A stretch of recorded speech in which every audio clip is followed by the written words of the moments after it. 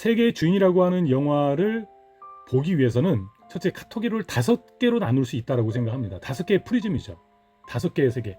그런데 마지막 5번째 세계는 앞에 4가지 세계의 총 합인 동시에 방향성으로서의 세계고 그가 살기를 원하는 세계인데 앞에 4가지 세계와 별개의 세계가 아니라 그 세계 속에 녹아든 세계라고 하는 전제를 가지고 있다는 것을 여러분들한테 말씀드리면서 그러면 저의 글을 함께 나누도록 하겠습니다.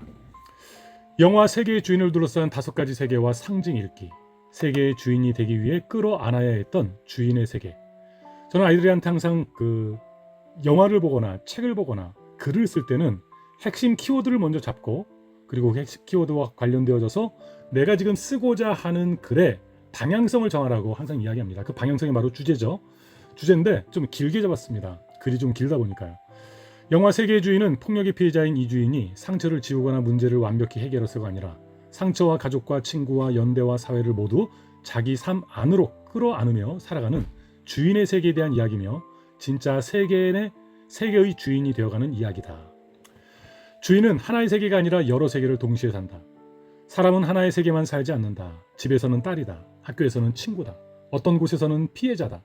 또 어떤 곳에서는 누군가의 위로가 된다. 그리고 자기 안에서는 끝없이 자기 자신을 해석하는 사람이 된다. 영화 세계의 주인의 주인공 이주인은 바로 그런 사람이다. 그는 한 문장으로 설명되지 않는다. 그는 성폭력 피해 생존자다. 하지만 그것만으로 설명되지 않는다. 그는 밝다. 하지만 밝기만 한 것도 아니다. 그는 연애를 한다. 하지만 스킨십의 어떤 선 앞에서는 멈춘다. 그는 웃는다. 하지만 화장실에 1시간 넘게 틀어박히기도 한다. 그는 괜찮다고 말한다. 하지만 정말 괜찮은지는 아무도 쉽게 알 수 없다. 이 영화가 중요한 이유는 여기에 있다. 영화는 주인을 불쌍한 사람으로만 만들지 않는다. 영화는 주인을 영웅으로만 만들지도 않는다.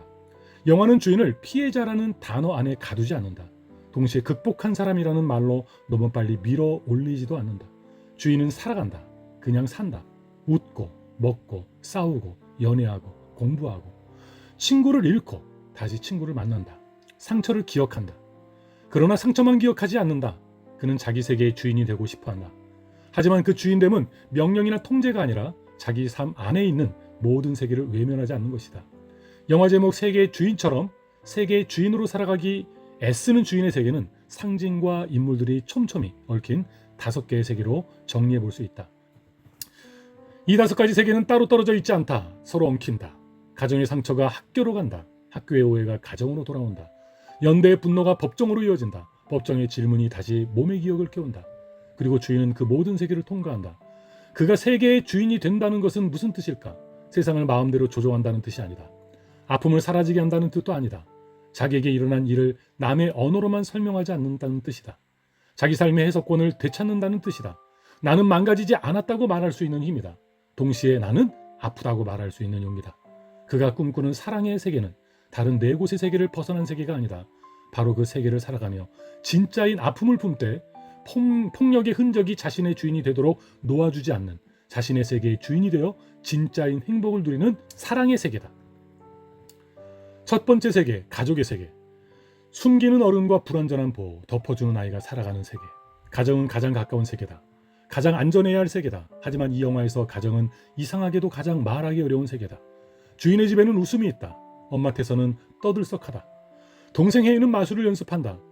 주인은 동생을 놀리고 챙기고 혼낸다. 장난도 많다.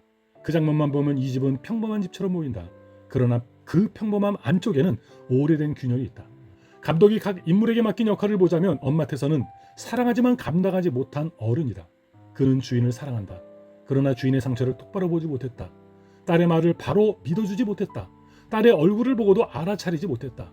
그 죄책감은 술과 일과 분주함으로 바뀐다. 태서는 어린이집 원장으로는 유능하여 다른 아이들을 돌볼 줄 안다. 하지만 자기 딸의 가장 깊은 아픔 앞에서는 무너진다.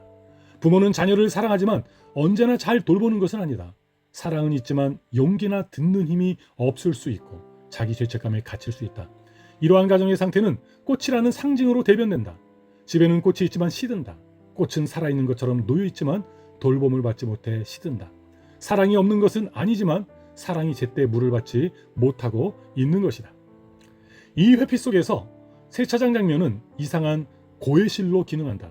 그곳은 밖에서 안이 잘 보이지 않고 물소리와 기계소리가 크다. 그 소음 속에서 주인은 드디어 엄마에게 말한다. 엄마가 먼저 자신을 돌봐 주었어야 했다고. 엄마가 자기 얼굴만 보고도 알았어야 했다고. 엄마가 자기 말을 믿어 주었어야 했다고.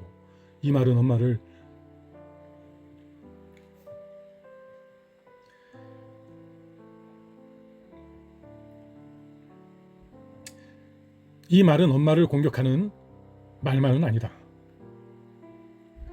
오랫동안 아이 안에 갇혀있던 말이다.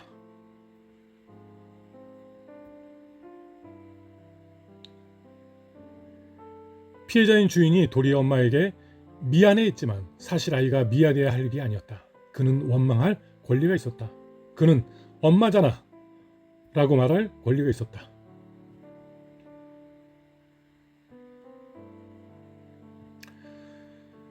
태선의 여정은 결국 딸을 보호하는 척 숨기던 자리에서 자기 아픔을 인정하고 딸에게 내 잘못이 아니다 라고 말하는 자리로 나아가는 여정이다. 아빠 기동은 도망친 죄책감이자 또 다른 회피의 얼굴이다. 그는 가해자가 아니지만 부재로 상처를 키운다. 그는 집을 떠나 산속에 산다. 몸은 살아있지만 가족의 현실에서 물러나 있다. 그가 걷는 산길은 치유의 길처럼 보이지만 동시에 도망의 길이다. 자기 마음이 너무 아파 딸의 마음을 보지 못하는 그는 딸이 보낸 문자를 읽지 않고 전화를 끊는다. 그의 침묵은 조용하지만 폭력적이며 회피가 사랑의 반대편에 설 수 있음을 뼈아프게 보여준다. 가족의 세계가 지닌 잔인함의 깊이는 비단 이 부모 세대에서만 멈추지 않고 더 넓은 혈연의 고리로 확장된다. 사찰에서 나오는 길 주인의 할머니에게 던지는 벼랑 끝 같은 대사는 이 세계의 숨막히는 잔인함을 여실히 드러낸다. 전통적인 효나 종교적 업보 혹은 가문의 안위라는 허울을 쓰고 손녀의 가슴에 가해지는 할머니의 말은 피해자를 사정없이 조각내는 또 하나의 폭력이다. 그러나 지금 진짜 세계의 주인으로 치열하게 나아가고 있는 주인은 이 무참하고 잔인한 순간 앞에서 무기력하게 무너지지 않는다. 주인은 할머니의 가혹한 언사를 특유의 유머러스하면서도 뼈가 있는 재치로 능청스럽게 받아치며 그 숨막히는 찰나를 정면으로 돌파해낸다. 이 기만적인 상황을 유머로 전복시키는 주인의 모습은 그가 더 이상 타인의 언어나 과거의 상처에 갇혀있는 피해자가 아니라 자기 삶의 주도권을 쥐고 상황을 재해석해내는 단단한 주체로 서가고 있음을 보여주는 가장 눈부신 묘사다. 동생 혜인은 사라지게 하고 싶은 사랑이다. 이 영화에서 가장 슬픈 아이 중 하나인 그는 누나를 지키고 싶지만 할 수 있는 것이 없어 마술을 한다. 혜인의 마술은 영화 전체의 가장 선명한 상징이다. 마술은 사라지게 하는 기술이다. 동전이 사라진다.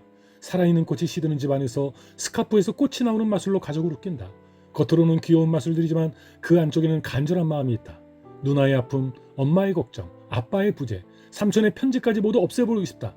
가해자 삼촌에게 완성하지 못한 편지를 쓰는 애인은 어린아이로서 법이나 트라우마를 모르지만 이 집에 사라지지 않는 무언가가 있다는 것을 안다.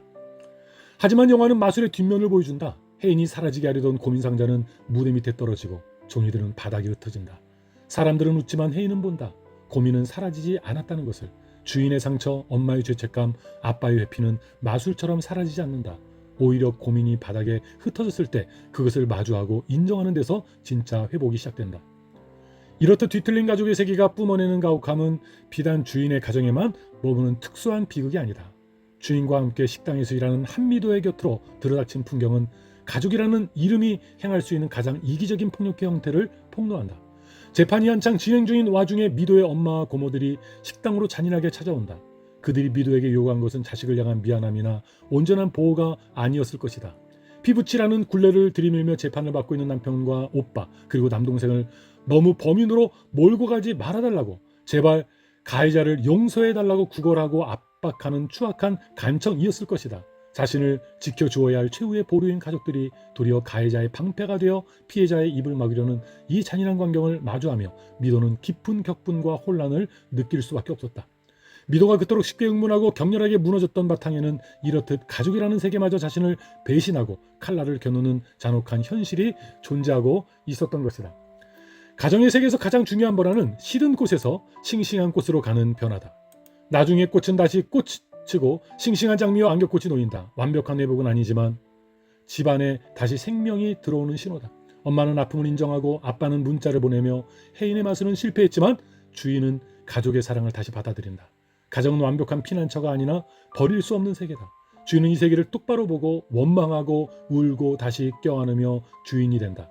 주인의 동생 해인의 마술이 실패한 것처럼 현실의 아픔은 사라지지 않지만 그것이 사라지지 않아도 함께 행복할 수 있음을 해인의 우픈 마술에 꾹꾹 눌러담아 전하는, 이것이 감독이 영화 관람객들에게 전하는 삶의 진실이자 선물이 아닐까? 두 번째 세계, 성장의 세계. 학교와 어린이집, 괜찮다는 말과 묻는 시선이 공존하는 세계. 학교는 주인이 가장 밝게 보이는 세계다. 반장인 그는 친구들과 잘 놀고 장난도 치고 성적인 농담도 하며 노래방에서 소리 지르고 연애도 한다. 너무 밝아서 사람들은 더 혼란스러워한다. 우리 사회에는 피해자가 조용하고 우울해야 한다는 이상한 기준이 있지만 주인은 이 기준을 깨뜨린다. 성장의 세계에 속한 인물들은 모두 타인의 섣부른 시선과 오해를 대변한다. 수호는 학교에서 정의를 부르짖는 캐릭터로 등장한다. 그런데 결과적으로 미숙한 정의였다. 그는 책임감이 강하고 여동생 누리를 돌보며 약자를 지키고 싶어 성범죄자 출소 반대 서명을 주도한다. 하지만 그 정의감은 거칠어서 피해자의 말을 진짜로 듣지는 못한다. 수호가 만든 성폭력은 한 사람의 인생을 완전히 파괴한다는 문구는 가해의 무게를 강조하려는 선한 의도였으나 그 문장은 주인의 밝고 연애하는 삶을 거짓으로 만들며 피해자를 다시 폭력의 그늘에 가둔다. 주인이 그 문장을 붙잡고 싸우는 이유는 자신의 인생이 아직 망가지지 않았다고, 자기 삶 전체를 함부로 말하지 말라고 외치는 것이다. 영화에서 수호는 악인이 아니다. 세계를 살아가는 사람 중 일부일 뿐이다. 영화에 나타나는 수호의 성장은 결국 악인에서 선인이 되는 변화가 아니라 말하고 주장하는 사람에서 사실을 듣고 이해하며 함께 동행하는 사람으로 바뀌며 자기가 만든 정의로운 문장이 누군가를 다치게 할 수 있음을 배우는 변화다. 마지막 장면에서 유라의 목 뒤를 꼬집는, 유라가 아니고 주인이죠. 주인의 목 뒤를 꼬집는 행동은 이 수호의 성장과 주인과의 관계에서 그가 주인의 세계에서 동반자이며 세계의 주인이 되는 협력자임을 잘 묘사하고 있다.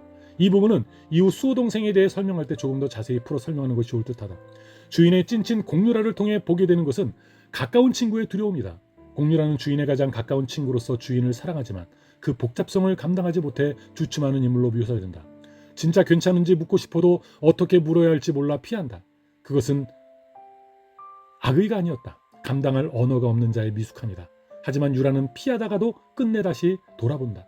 영화 말미에 유라가 카메라로 주인을 찍는 장면은 피해자로서의 주인을 보는 것이 아니다. 그냥 이 주인, 그 자체로 다시 바라보는 아름다운 회복과 치유의 장면을 담아낸 장면이다. 학교 친구들이 주인을 조심스럽게 대하는 이 세계의 팽팽한 긴장감은 사과라는 상징을 통해 구체화된다. 사과는 영화에서 이상한 물건이다. 친구들은 주인이 다칠까봐 남학생의 장난을 막고 사과 하나를 두고도 트라우마를 건드린 것은 아닌지 불편해한다. 사과는 몸의 기억이다. 특정 냄새, 맛, 색, 촉감이 몸을 멈추게 한다. 주인의 몸은 사과 앞에서 무언가를 기억하고 거부한다.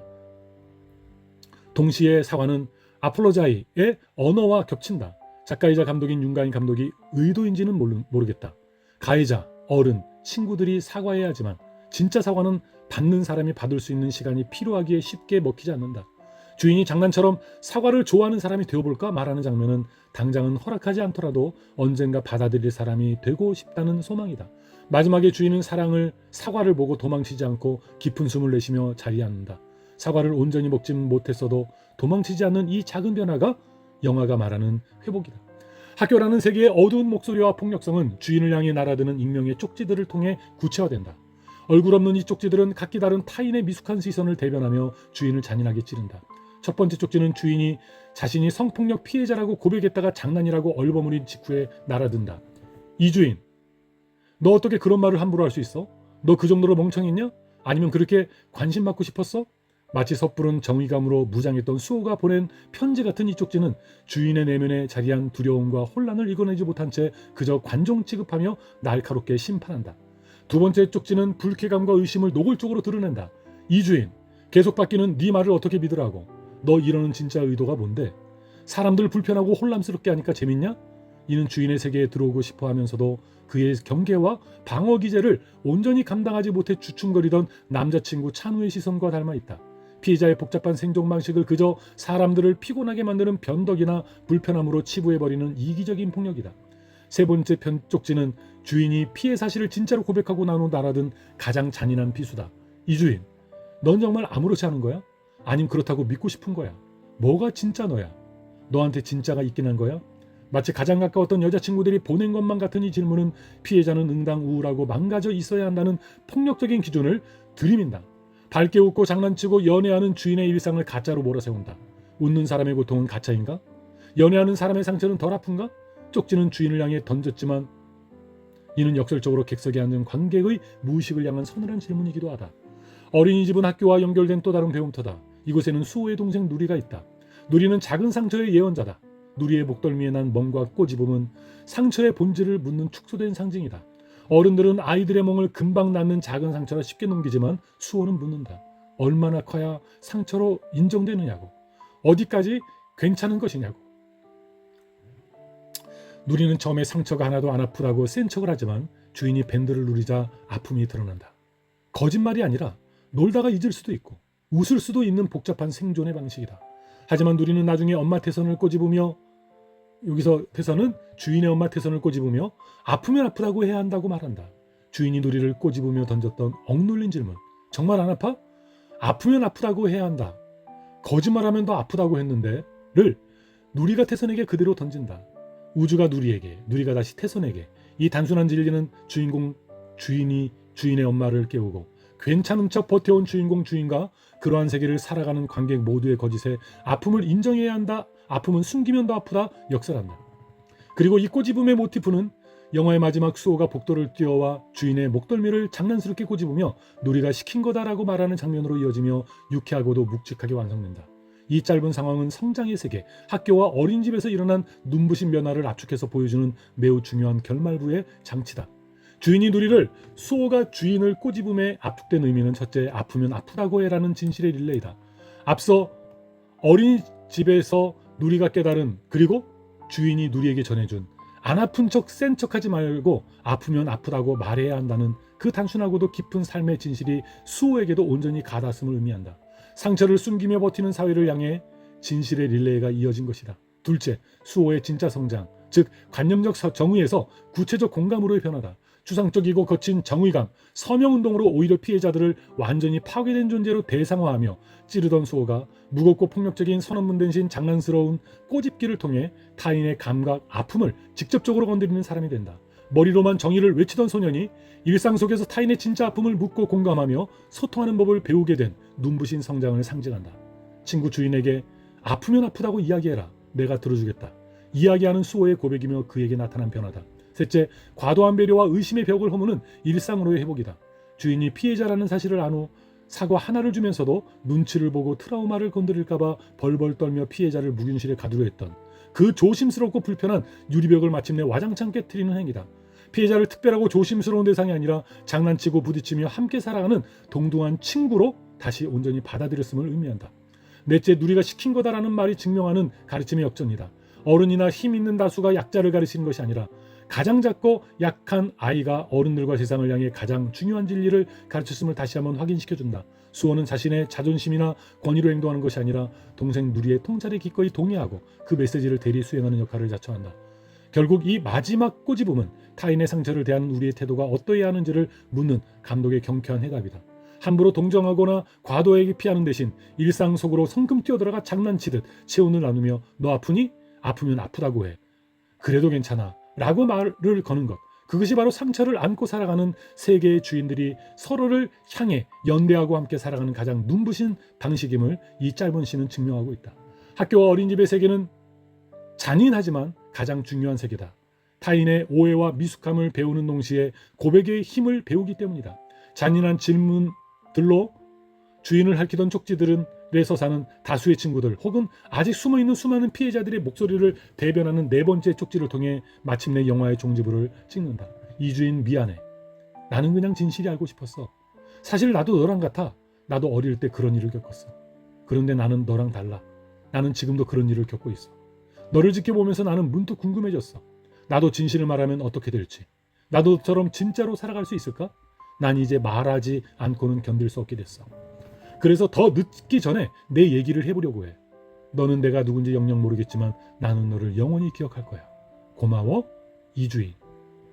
앞선 쪽지들이 날선 의심의 칼날이었다면 이 마지막 편지는 깊은 연대와 용기의 고백이다.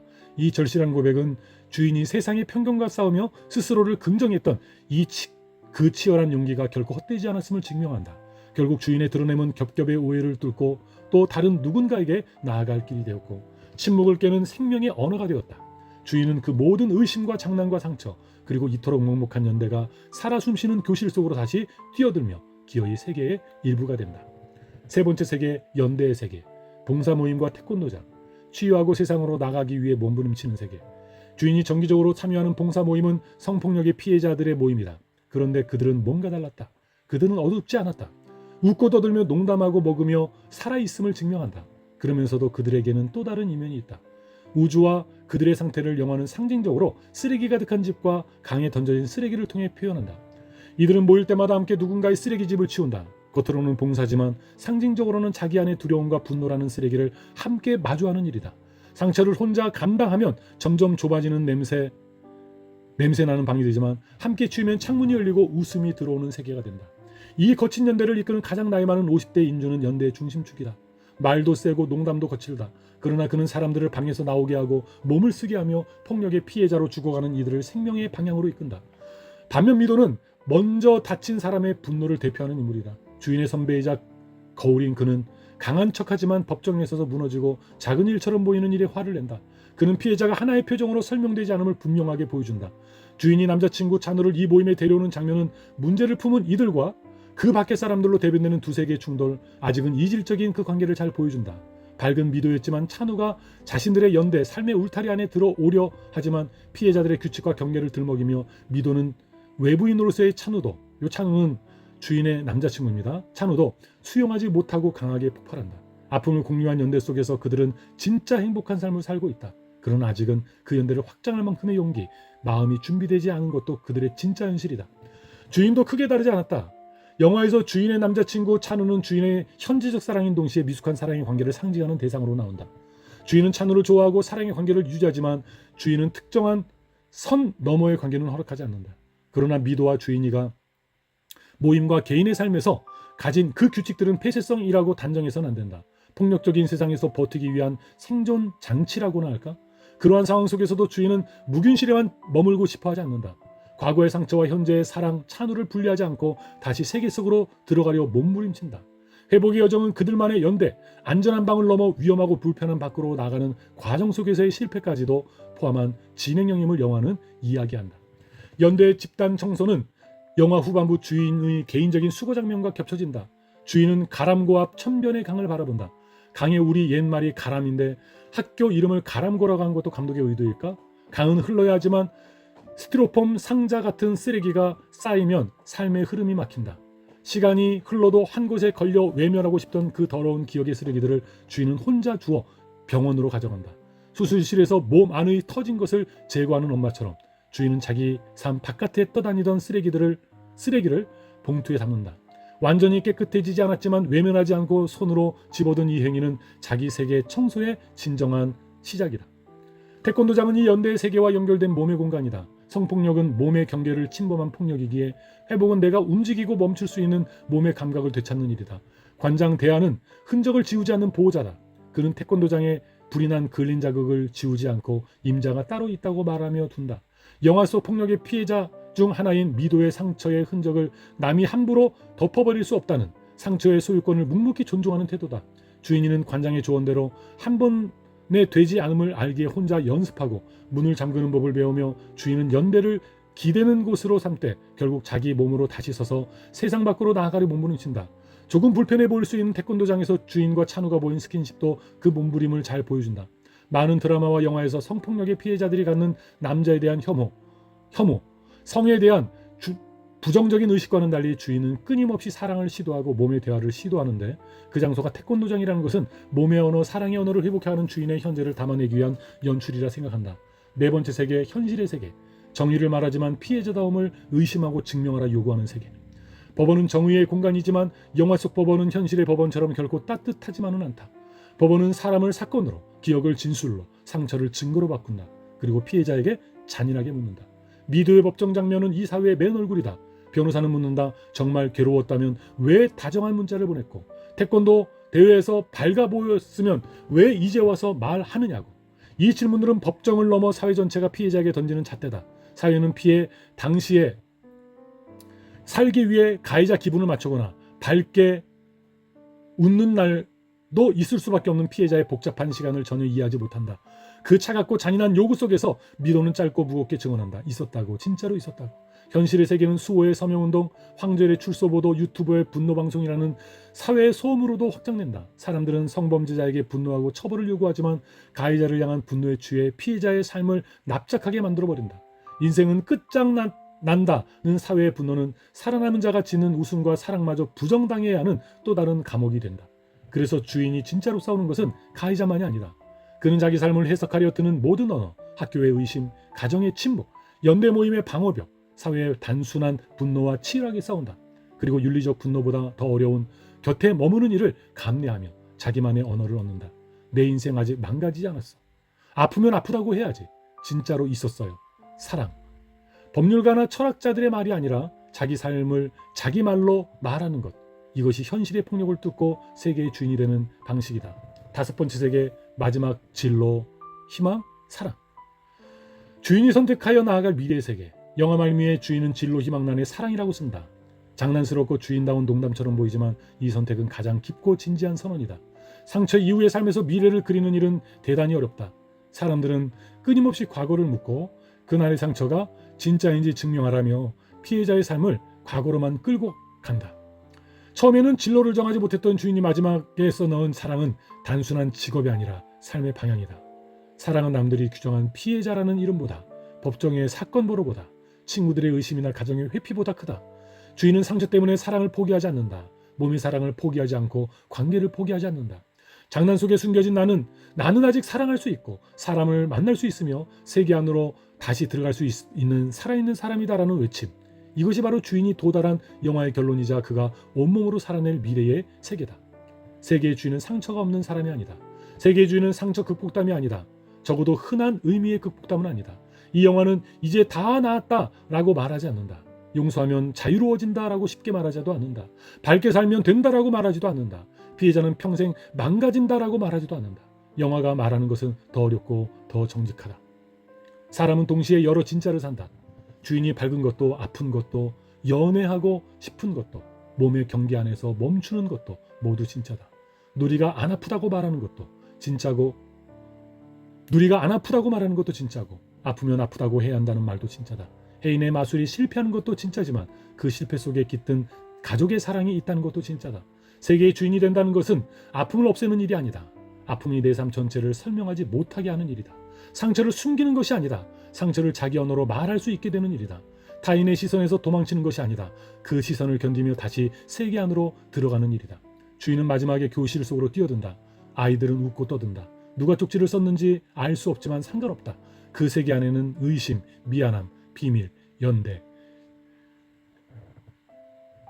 장난, 상처, 사랑이 모두 뒤엉켜 있다. 주인은 그 모든 세계와 하나가 된다.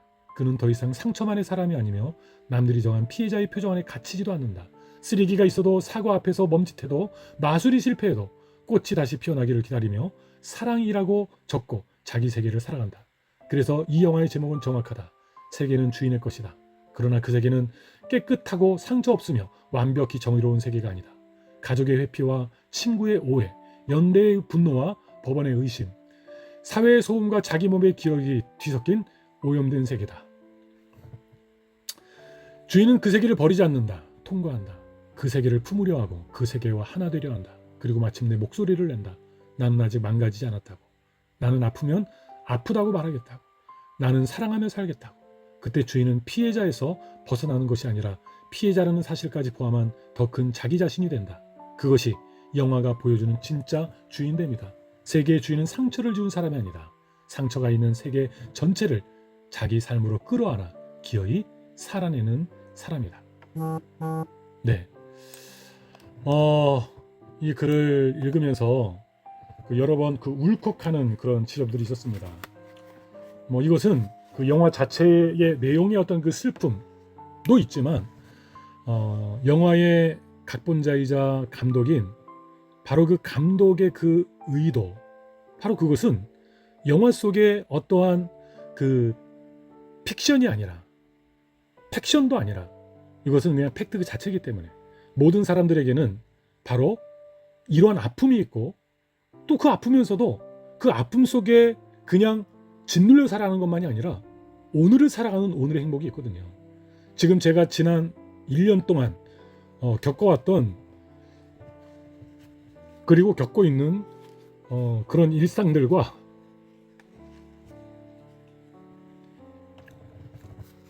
연결되면서 해결되지 못한 문제가 있어요.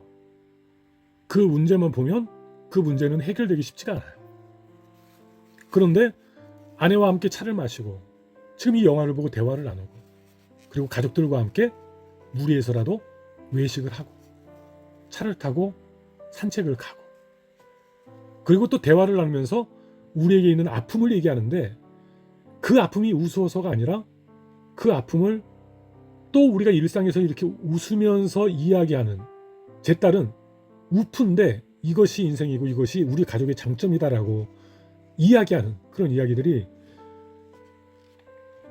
그 지난날에도 수차례 있었거든요.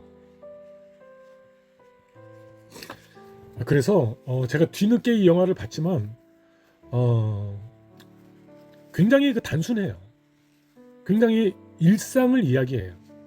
그런데 이 단순한 그 일상 스토리 그리고 고등학생 여 주인공의 삶에 우리 인생을 모두 담아냈다라고 하는 것에 이 영화에 위대함이 있습니다.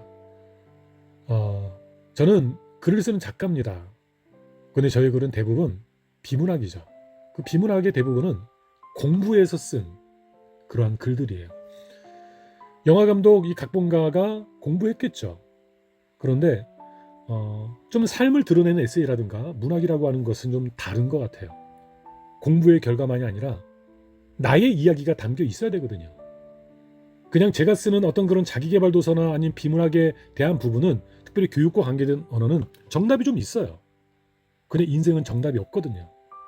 살아내면서 그 안에서의 느낌과 깨달음 그런 것들은 수천 수만이거든요. 경우의 수가 너무나도 많아요.